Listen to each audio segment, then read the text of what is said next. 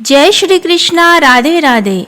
आज मैं आप लोगों के समक्ष लेकर आई हूँ भगवान जगन्नाथ की कहानी। आज हम जानेंगे भगवान श्री कृष्ण कैसे बने जगन्नाथ। आपको ये वीडियो पसंद आए तो प्लीज़ कमेंट में जय जगन्नाथ लिखना ना भूलें। वाल्मीकि रामायण के अनुसार त्रेता युग में भगवान श्री राम ने ताड़ वृक्ष के पीछे छिपकर इंद्रपुत्र बाली का अंत किया था। जब बाली ने भगवान श्री राम से बिना कारण अपने अंत का कारण पूछा तो भगवान श्री राम बाली को यह आश्वासन देते हैं कि द्वापर युग में जब वो मानव रूप में अवतार लेंगे तब वो यानी बाली एक बहेलिये के रूप में जन्म लेकर उनकी मृत्यु का कारण बनेगा। श्रीमद् भागवत गीता के अनुसार जब गांधारी के श्राप के कारण यदुवंशी आपस में ही लड़कर समाप्त हो जाते हैं तब श्री कृष्ण एक पीपल के पेड़ के नीचे चतुर्भुज रूप धारण कर योग निद्रा में बैठ जाते हैं। तभी वहां से जरा नाम का एक बहेलिया गुजर रहा था जो भगवान के लाल चमकते तलवे को हिरण का मुख समझकर एक बाण चला देता है। जरा को जब ये पता चलता है कि कोई और नहीं बल्कि भगवान श्री कृष्ण है तो उसे अपने किए पर बहुत ही पछतावा होता है और कहता है, हे प्रभु, मुझसे अज्ञानता में बहुत बड़ी अपराध हो गई है, अतः मुझे इसके लिए मृत्यु दंड दें।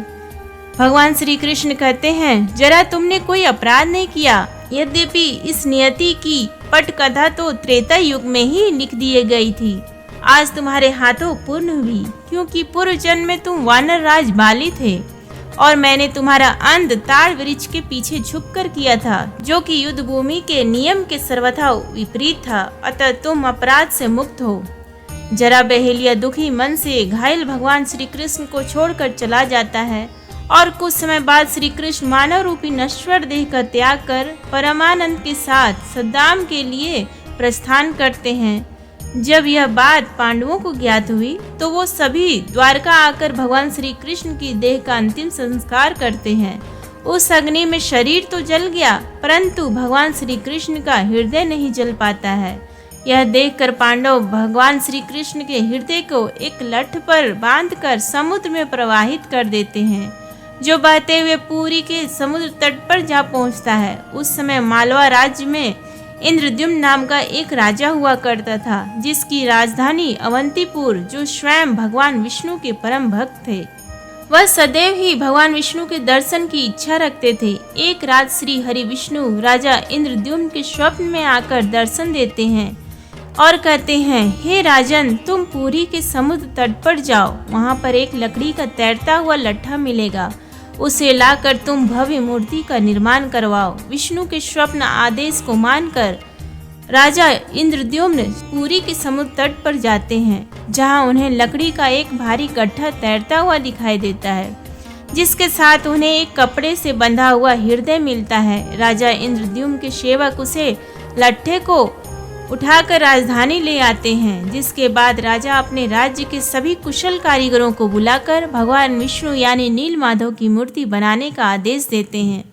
परंतु कोई भी कारीगर उस लकड़ी से मूर्ति नहीं बना पाते हैं और कहते हैं, हे राजन, यह लकड़ी इतनी मजबूत है कि इस पर हमारे किसी भी हथौड़े और छैनी का कोई असर नहीं होता है, अतः हे राजन, हमें क्षमा करें।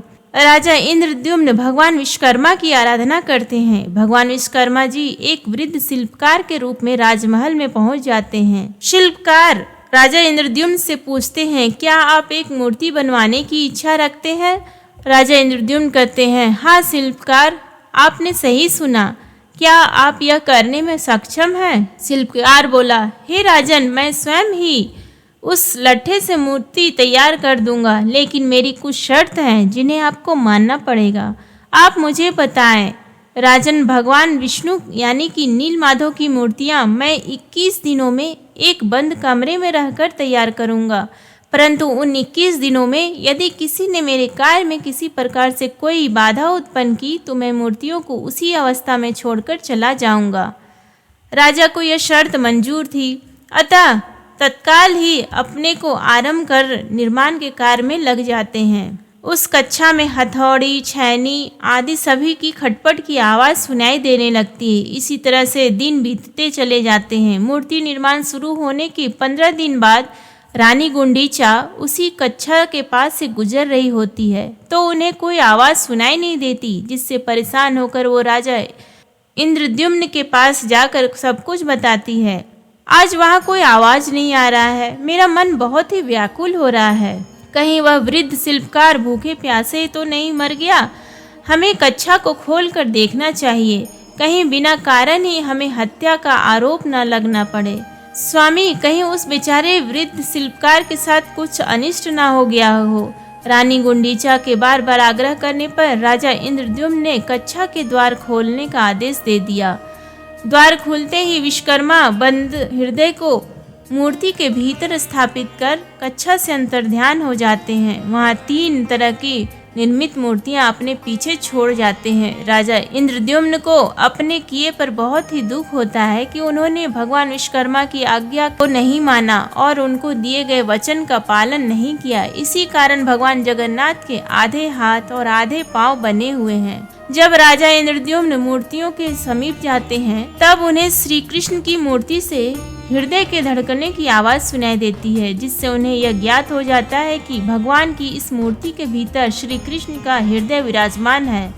भगवान विष्णु की इच्छा मानकर उन मूर्तियों को स्थापित किया जाता है, जो आज भगवान जगन्नाथ धाम के नाम से प्रसिद्ध है।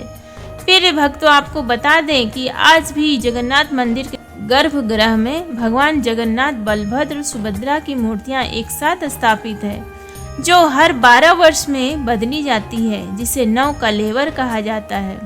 जब मंदिर की मूर्तियों को बदला जाता है तब मूर्तियों में से ब्रह्म पदार्थ को निकालकर नई मूर्तियों में रखा जाता है।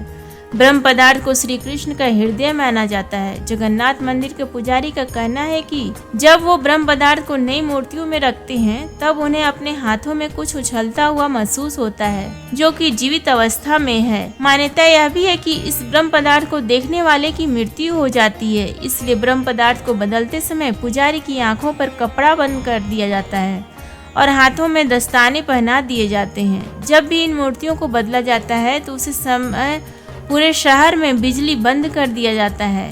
प्रिय भक्तों, प्रति वर्ष भगवान जगन्नाथ, बलभद्र, सुभद्रा तीर्थ यात्रा बड़े धूमधाम से निकाला जाता है, जिसे देखने के लिए देश भर से ही नहीं बल्कि दुनिया भर के कोने कोने से श्रद्धालुओं की भीड़ इकट्ठा होती है। उम्मीद करती हूँ आपको आज का ये वीडियो पसंद आया, तो प्लीज़ वीडियो को लाइक करें, शेयर करें और चैनल को सब्सक्राइब करना ना भूलें। धन्यवाद।